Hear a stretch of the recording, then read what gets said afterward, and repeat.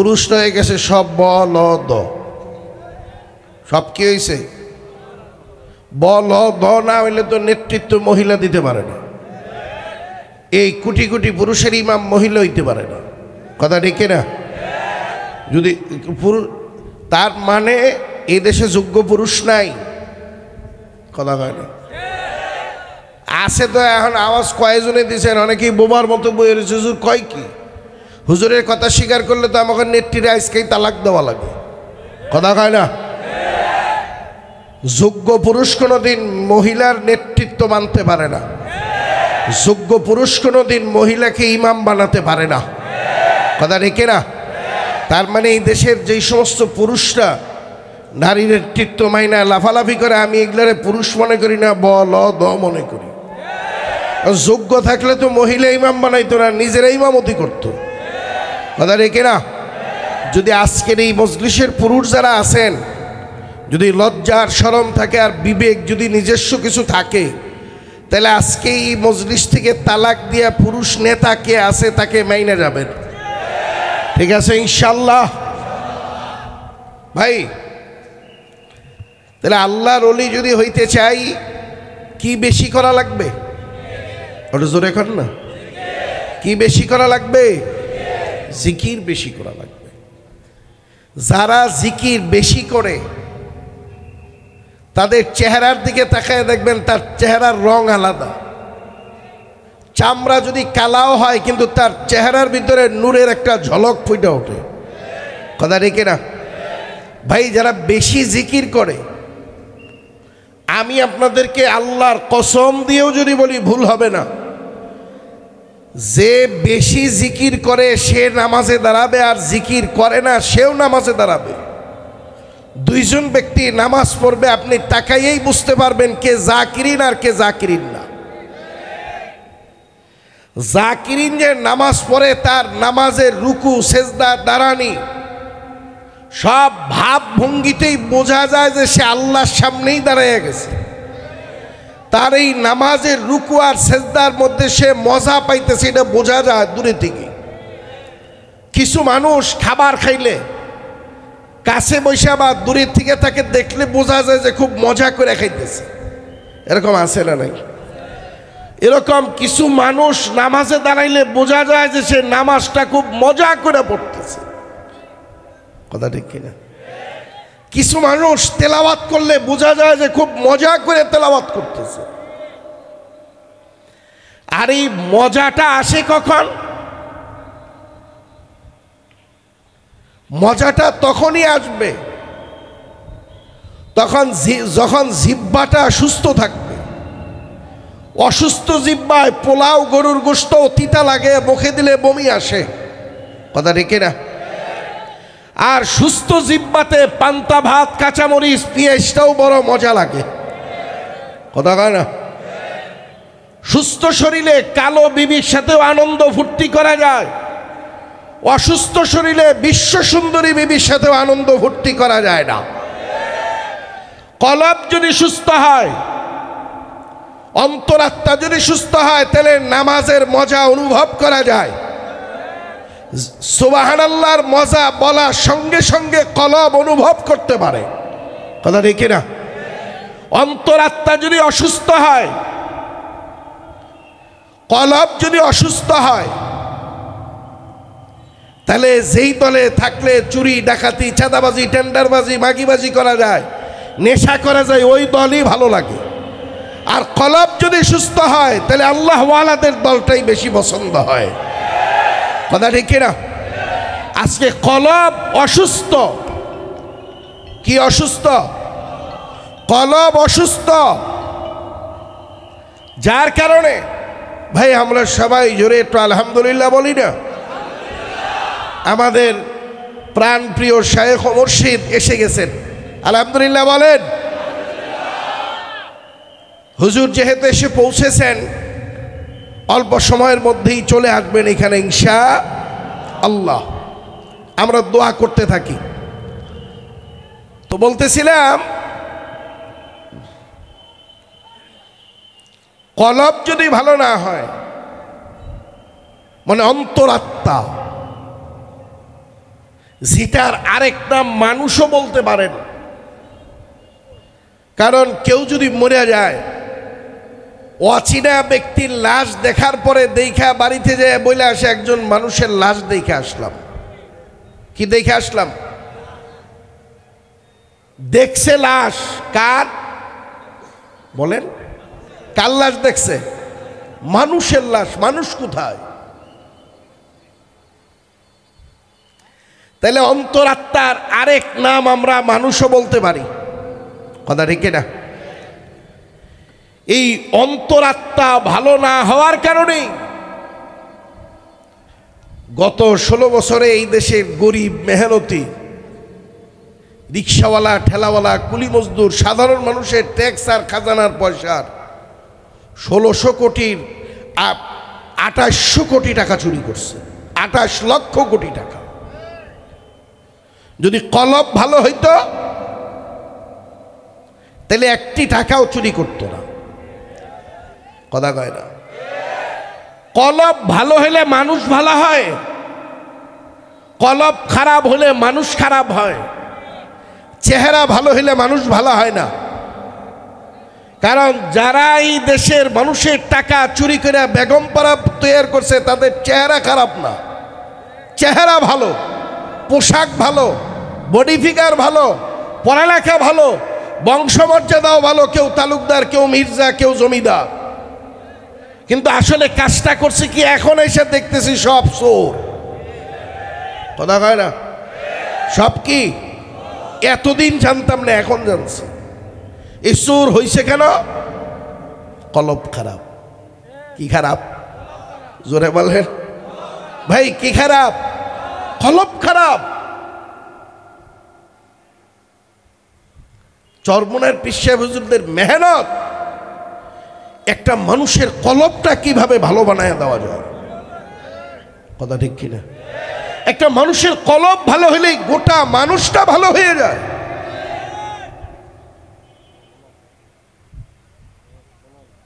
আমরা অনেকেই না বুঝে বিভিন্নভাবে গালাগালিও করি। কথা ঠিক না? মুফতি সিরাজ সাহেব, ওনার অল্প একটু কথা শুনছি। চরমোনাই যে কি একটা লোক মুক্তাগাছার নামাজি হয় না? কি চুপ করে রয়েছেন? মানে সত্যি স্বীকার করতে কষ্ট হয় না? এই ময়মনসিংহের হাজারো বেনমাজি কি চরমোনাইর হুজুরের ওসিলায় ওনার সোহবতে যাওয়ার পরে হাজারো বেনমাজি কি নামাজি হয় নাই?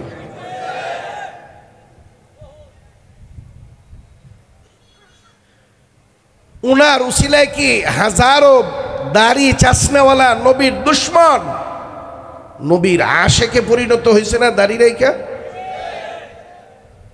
উনার উসিলায় এই দেশে হাজার হাজার মাদ্রাসা তৈরি হয়েছে না? অস্বীকার করতে পারবেন? সমালোচনা করা সহজ। একজন বেনমাজিরে আল্লাহর কুদরতি পায়ের সামনে জায়নামাজে দাঁড়া করে দেওয়া খুব কঠিন। আমার ভাইরা, আগেও বলছি, এখনো বলতেছি, লম্বা আলোচনার সুযোগ নাই। আর এই কলবটা ভালো বানানোর জন্য মহা এক ঔষধের নাম আল্লাহর জিকির। কার জিকির? এই কলব ভালো বানানোর জন্য, সুস্থ বানানোর জন্য মহা এক ঔষধের নাম কি? জোরে কয় না? কার জিকির? আর জোরে কন, কার কার কার? অনেক জায়গায় মসজিদে হালকায় জিকিরের ঘোষণা দিলে অনেক নামাজি লোক ব্যথার জায়গা থেকে বলতেছে। ওই যে মুনসুল হাল্লাজ রহমতুল্লাহ আলাইকে সবাই পাথর মারছে, একজনের ফুল দিয়ে আঘাত করছিল না? পাথরের আঘাতে তিনি হাসছেন, ফুল দিয়ে আঘাত করার পরে তিনি কাঁদছেন। কথা ঠিক না? কেন কাঁদছেন? ব্যাখ্যা কি? ব্যাখ্যা বলবো না, তিনি শুধু এতটুকু বলছিলেন, উনি যে আমাকে ফুল নিক্ষেপ করলেন, উনি তো আমাকে চিনেন, আমাকে জানেন। ওরা পাথর মারছে, ওরা তো না বুঝা পাথর মারছে, উনি যাই না বুঝা আমাকে ফুল মারল।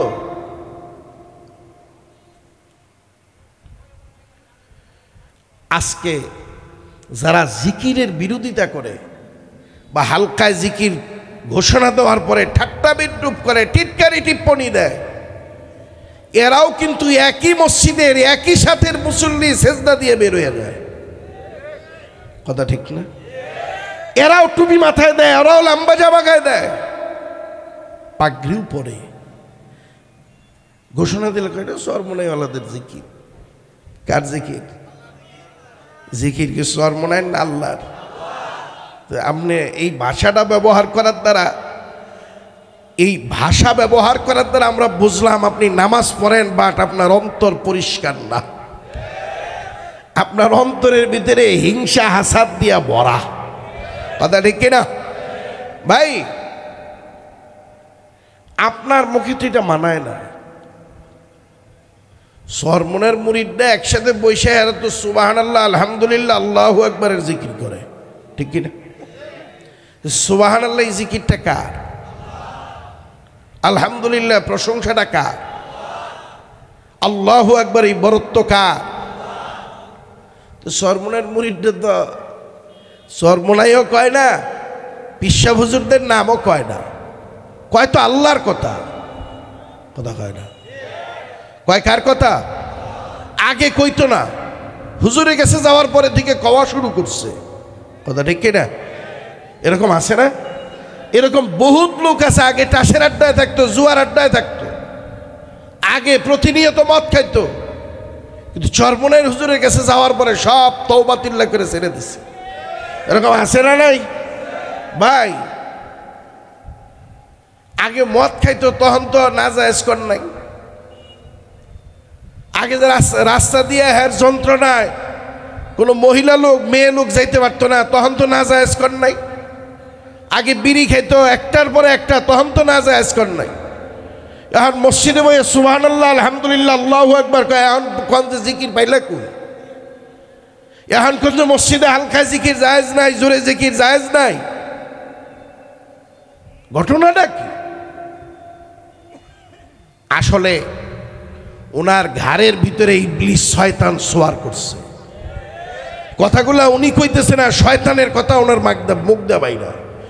সুবহানাল্লাহ তো বেজার হবে শয়তান, কোনো মানুষ বেজার হইতে পারে না। সুবহানাল্লাহ, আলহামদুলিল্লাহ তো আগুন ধরবে শয়তানের কলিজায়, মানুষের কলিজায় আগুন ধরতে পারে না। মানুষ বিরোধিতা করে কারণ কি ভাই? আমি কি আমার মন করা কথা কইতেছি? জিকির এমন এক ইবাদত, আল্লাহ নবী কইছে কলবের ভিতরে যে ময়লা আছে, গুনার মরিচা পড়ছে, এই গুনার মরিচা তোলার অস্ত্রের নাম আল্লাহর জিকির। কাপড়ে ময়লা লাগছে, সাবান দিয়া পানি দিয়ে খোঁচা দিলে উঠা যায়, কিন্তু কাপড়ে সিটি লাগছে, ফ্যাক্টরির সব সাবান লাগাইলেও সিটির একটা দাগ উঠবে না, ঠিক কিনা? এই সিটি উঠানোর জন্য ব্লিচিং পাউডার ব্যবহার করা লাগবে। এই যে চেয়ারে বসছে, যদি এটা বার্নিশ না করতো তাহলে এই চেয়ারে বসা যেত না। এটা খসখসা ছিল, দাঁড় ছিল। এইখানে যদি র্যাপ দিয়ে ঘষেন, এটা কি তেলতেলা হবে? এটা আরো দাঁড় বাড়বে, খসখসা বেশি হবে। লোহার মধ্যে জং ধরছে, এখানে সাবান দিলে জং আরো বাড়বে, ব্লিচিং পাউডার দিলে হবে না, এখানে র্যাপ মারতে হবে। কথা ঠিক কিনা? এই কাঠ তেলতেলা করার জন্য সিরিজ কাগজ মারতে হবে। আমার কলবে গুনার জং ধরছে, এই জন্য আল্লাহর জিকির বেশি বেশি করা লাগবে। লিকুল্লি শাইইন সিকালাতুন ওয়া সিকালাতুল কুলুবি যিকরুল্লাহ, আল্লাহর নবী কইছে। আল্লাহর জিকিরের বিরোধিতা করা, এই যে ফট করে কইলেন যে সরমনাইওয়ালাদের জিকির, জিকির কি সরমনাইওয়ালাদের না আল্লাহর? তা আপনার বিরোধিতা কার সাথে হইল? কথা হয় না, হিসাব কিতাব করেন না। আল্লাহ আমাদেরকে বুঝবার বুঝাবার তৌফিক দান করুক। আমরা জিকির ছাড়ব না, ধরব। জিকির করে আল্লাহর ওলি হওয়া যায়, এই জন্য আমরা জিকির ছাড়ব না। অল্প সময়ের মধ্যেই আমরা জিকির শুরু করব। জিকির শুরু করার আগে একটু মাহফিল ইন্তেজামিয়া কমিটি একটু কালেকশন করার জন্য অনুরোধ জানাইছে। আপনারা কালেকশনটা খুব লম্বা দিতে হবে না, 5,000, 10,000, 20,000 দেওয়া লাগবে, ভয় পাইয়েন না। ছোট্ট কালেকশন। বাকি কে দিবে এটা আল্লাহ জানে, আমরা কেউ জানি না। কার কামাই, কার রোজগারের টাকা আল্লাহ দ্বীনের খেদমতে লাগাবে এটা তো আল্লাহই ভালো জানে। কথা ঠিক কিনা? আমি জানি? আমি জানি না। এজন্য সংক্ষিপ্তভাবে কালেকশন একেবারেই অল্প হবে। কে দিবে কে দিবে না জানি না। কার কামাই, কার রোজগারের টাকা আল্লাহ দ্বীনের কাজে লাগাবে এটা আল্লাহই ভালো জানে। আপনি শুধু এখানে বসে ভাগ্য পরীক্ষা করে নিতে পারেন। আমাদের দেশে আগে, এখনো মনে আছে, লটারি বিক্রি করে, কয় ভাগ্য যাচাই করেন, 10 টাকায় যদি লেগে যায় 30 লাখ। আপনি ভাগ্য পরীক্ষা করেন যে আল্লাহ আপনার কামাইয়ের টাকা দ্বীনের কাজে লাগায়, নাকি কনসার্টের কাজে লাগায়, নাকি খেলাধুলার কাজে লাগায়, দ্বীনের কাজে লাগায় না বদ্দীনী কাজে লাগায়, এটা আপনি একটু ভাগ্য যাচাই করে নিতে পারেন। আপনার কামাইয়ের টাকা কি মসজিদে লাগে, মাদ্রাসায় লাগে, ওয়াজ মাহফিলে লাগে, নাকি নাইট ক্লাবে ব্যয় হয়, মদের আসরে ব্যয় হয়, নর্তকী নাচাতে ব্যয় হয়? এরকম মানুষ আছে না নাই? ঢাকা শহরে যায় দেখেন গেটের মধ্যে লেখা রাখছে কুকুর হইতে সাবধান। কুকুর পালে মাসে লাখ টাকা ব্যয় করে কুত্তার পিছে। এক রাত্রে ল্যাংটা ছেমরি নাচে 5 লাখ দেয় নাইট ক্লাবে। ফকির, অন্ধ ফকির ঘরের গেইটে দাঁড়াইছে, ধাক্কা দিয়ে ফেলায় দেয়, 10টা টাকা দেয় না। এরকম ধনী এই দেশে আছে না নাই? জোরে কর, আছে না নাই? ঘটনা কি? ফকিরের 10টা টাকা দিলে 5 মিনিট দোয়া করতো, 14 গোষ্ঠী জান্নাতে পাঠাইতো। দিল না কে? অর্থ আছে মেলা, যে এক রাত্রে 5 লাখ ব্যয় করে, সে 10 টাকা এটা কোনো ব্যাপার তার কাছে? না দেওয়ার কারণ হইল ওর কামাইটা আল্লাহর দরবারে বিষাক্ত। আল্লাহ এটা নর্তকি দিয়া, মদের বার দিয়া, আর কুকুর দিয়া খাওয়ায় শেষ করবে। কোনো ল্যাংরা লুলা আতুর বায়রা মাদ্রাসা মসজিদে আর টাকা যাবে না। কথা রেখে না। এই জন্য আজকে সংক্ষিপ্ত কালেকশন। আমি আজকের এই মজলিসের 10টা মানুষ নগদ একটা করে 1000 টাকা দিবেন। কয় হাজার? একটু জোরে কর, ভয় পেয়েন না। কয় হাজার? আল্লাহ কারে দিয়ে দেওয়াবে এটা আমরা চিন্তাও করতে পারি না। কথা ঠিক না? 10টা মানুষ একটা করে 1000 টাকা দিবেন, দোয়া করব। 10 জন চাওয়ার পিছনে কারণ, নবীজির 10 জন সাহাবী ছিলেন যারা দুনিয়াতে জান্নাতের সুসংবাদ পাইছেন। নবীজি বলে গেছে তুমি জান্নাতি, তুমি জান্নাতি, তুমি জান্নাতি, তুমি জান্নাতি, নবীজি বলে গেছেন। যেই 10 জনে 1000 করে টাকা আজকে সহযোগিতা করবেন, দোয়া করব আল্লাহ নবীজির ওই 10 সাহাবীর সাথে যাতে হাসর নাসরের ব্যবস্থা আল্লাহ করে দেয়। 1 নম্বরে আলহামদুলিল্লাহ, দেখছেন চাওয়ার আগেই দিয়ে দিয়েছে একজন আলহাজ ইউসুফ আলী। 1 নম্বর সবে উচ্চারণ করতেছিলাম। ইউসুফ আলী সাহেব 1 নম্বরে 1000 টাকা দিছে। জোরে বলেন আমিন। ও ভাই একটু জোরে করেন না আমিন। মনে রাখবেন 1000 টাকা দিলে আমরা ফকির হব না, গরিব হব না, বাজারও বন্ধ হবে না। কার পকেটে আছে কার পকেটে নাই তাও জানি না। যারা দিবেন যদি একটু হাত জাগান, আমাদের স্বেচ্ছাসেবক যে নিয়ে আসবে আপনার কাছ থেকে। 2 নম্বরে কোনো ভাই আছেন? ওই যে এক ভাই দাঁড়াইছে। এই স্বেচ্ছাসেবক ভাইরা মাঠের কে কোথায় আছেন? ওই যে এক ভাই দাঁড়াইছে, ওইখান থেকে টাকাটা নিয়ে আসেন। 2 নাম্বার পাইছে আলহামদুলিল্লাহ। 3 নম্বরে এক ভাই নাম বলে না, 1000 দিয়ে দিছে। জোরে বলেন আমিন।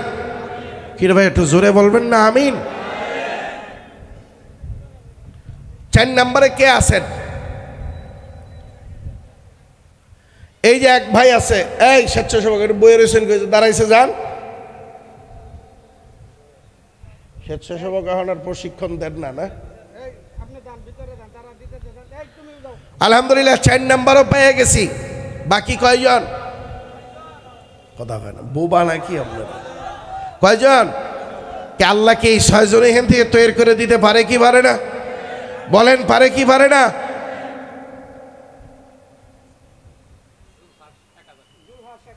জুলহাস 1000 টাকা। জোরে বলেন আমিন। আরো জোরে কর না আমিন। কয়টা হয়েছে? 4টা হয়েছে, বাকি 6 জন 5 নম্বরে আছেন কেউ? কার কামাই, কার রোজগারের টাকা আল্লাহ দ্বীনের খেদমতে লাগাবে আল্লাহই ভালো জানে, আমাদের কারোরই জানা নাই। বাকি সবাই মিলে আমরা একটু দোয়া করে, আমরা সবাই গরিব, সবাই ফকির, একমাত্র ধনীকে জোরে বলেন, জোরে কন। 1000 টাকা দান করব, 1000 টাকা আল্লাহ 1000 কোটি টাকার মালিক বানায় দিতে পারে। 1000 টাকা আল্লাহ তাআলা অনেক ভয়ঙ্কর রোগ থেকে আল্লাহ হেফাজত করতে পারে। 1000 টাকার দান পারিবারিক অশান্তি দূর করে দিতে পারে, যেটা কোটি টাকা দিয়েও সমাধান করা সম্ভব না। কথা ঠিক না? আর 6টা লোকের দরকার, আমরা সবাই একটু আল্লাহরে ডাক দিয়ে বলি আল্লাহ, আর 6 জনের ব্যবস্থা আপনি করে দেন। জোরে বলেন আমিন। আরো জোরে কর না আমিন। আলহামদুলিল্লাহ 5 নম্বরে শহীদ ভাই 1000 টাকা। জোরে বলেন আমিন। আরো জোরে কর আমিন। 6 নম্বরে কেউ আছেন? কোনো দোস্ত, কোনো ব্যবসায়ী ভাই, কোনো চাকুরিজীবী, কোনো কৃষক বাবা, কোনো ইয়াংম্যান, যুবক, ভালো একটা নিয়ত করে আমরা আল্লাহর হস্তে দান করব। 6 নম্বরে কেউ নাই?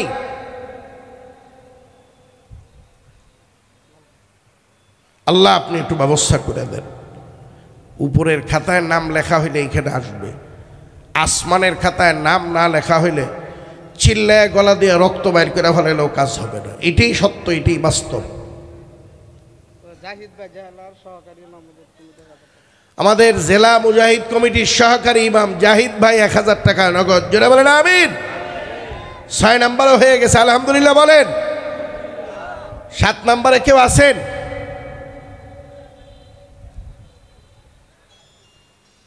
আমার বিশ্বাস হয়ে যাবে। আপনাদের কি ধারণা আল্লাহ পারে কি পারে না? আল্লাহ ব্যবস্থা করতে পারে কি পারে না বলেন?